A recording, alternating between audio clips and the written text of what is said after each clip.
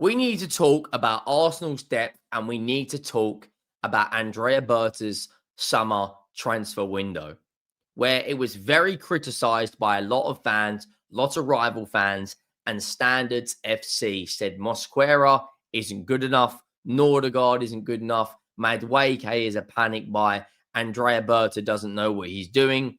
Lots of people were happy with Gyökeres and Eberechieze getting signed. This is an Arsenal team that has only conceded one goal, which was an unbelievable world-class free kick from Dominic Szoboszlai, which 99% of goalkeepers in world football would not get a hand to. They have not conceded a goal yet in open play. They have won 4 of their first 5 games. They haven't conceded in the Champions League, and they've got 4 clean sheets in their first 5 games after scoring, I want to say, is it 9 goals? No, tell a lie. I think it's 11 goals. Is it 10 goals? I think it's 11 goals they've scored. Only conceded 1. Bearing in mind they've played Liverpool, Nottingham Forest, Manchester United, 3 tough games, as well as this weekend they play City, then Newcastle.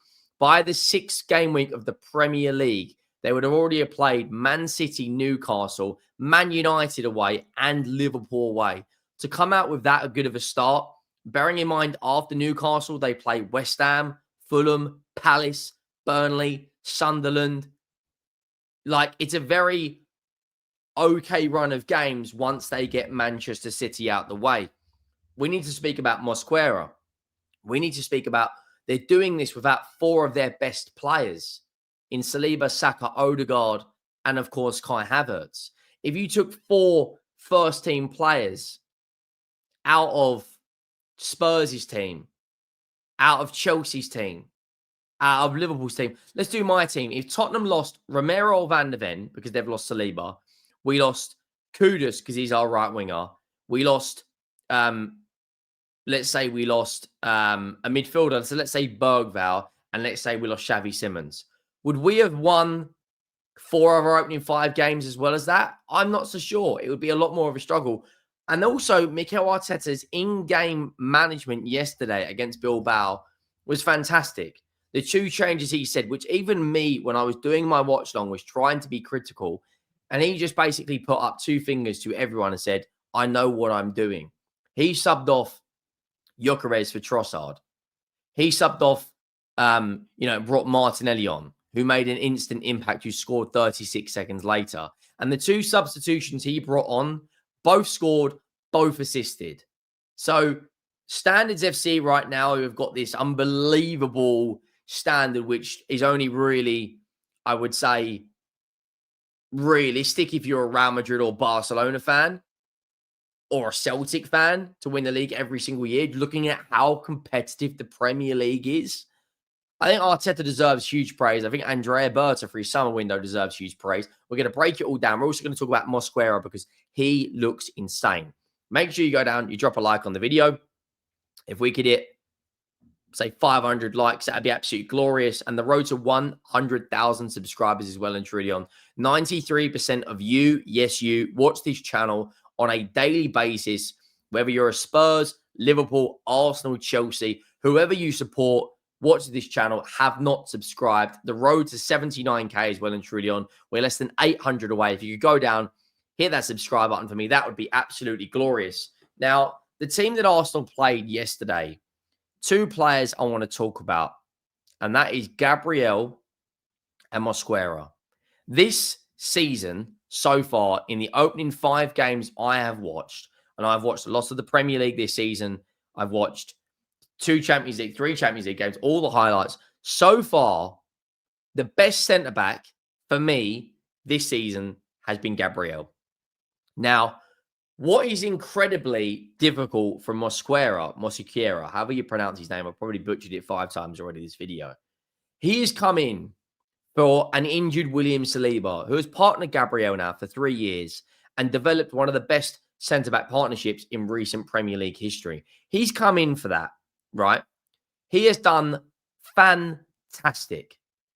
21 years of age, signed from Valencia, was criticised by a lot of the Arsenal fans because they didn't want him at the time.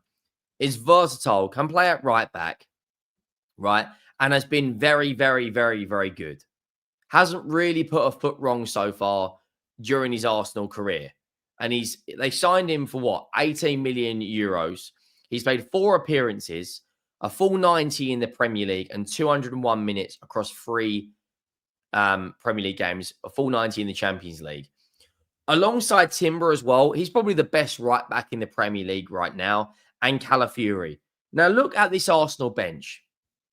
It's stacked. Martinelli, Norgard, Trossard, Wanyeri, Lewis Skelly, Nkapie, and I think Max Dowman.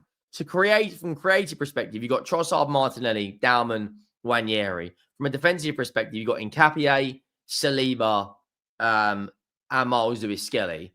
And of course, you've got a backup goalkeeper in Kepa Arrizabalaga. One of the big problems last year, which cost Arsenal the Premier League title, was their depth. They've kind of fixed that now. Looking back at their transfer window as it stands right now, it looks like it's been a very, very good window. Madueke as well. I think he's had more take-ons in an Arsenal shirt. So I think he's had more take-ons so far than any other player in the Premier League. Man City this weekend, I'll be honest with you guys, I think Arsenal win. And I think Arsenal win comfortably. Bearing in mind, they've got 2 days extra rest because Man City play Thursday night against Napoli. Then they play Port Vale next Wednesday. You would imagine right now that Arsenal will heavily rotate and put 6 or 7 different changes and put 3 or 4 goals past Port Vale.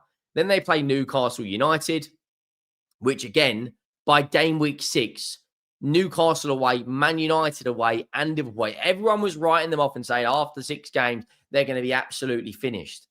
They haven't conceded a goal in 5 games in open play.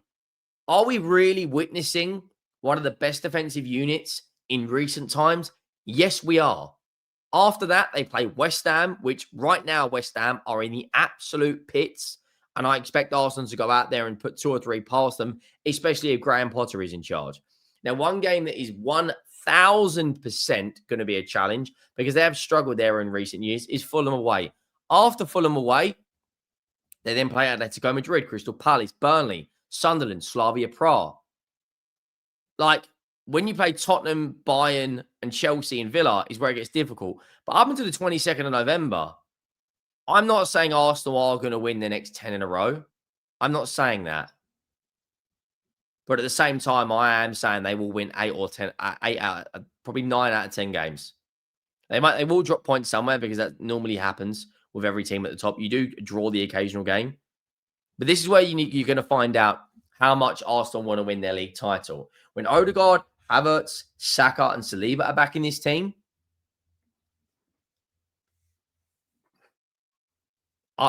listen, is it the best squad in the Premier League right now? 100% is defensively. And then you look at Liverpool's games they got coming up. And let's go Madrid tonight is tough, right? Other than that, they play Sunderland, Southampton, they'll beat. Palace is tough, but I think they beat. Galatasaray away is very tough. Chelsea away. Man United, they'll spank. Chelsea's tough, though. Frankfurt away. Brentford, Villa, and then Real Madrid. So this is where we're going to see what Liverpool are made of in terms of their tough fixtures. We've seen Arsenal's tough fixtures so far, and they've come out the other side, only conceded a worldie of a free kick against Liverpool from Dominic Szoboszlai. I think right now that I genuinely think Arsenal, like the impact from Mosquera has been huge. Arteta's game management has been very, very good.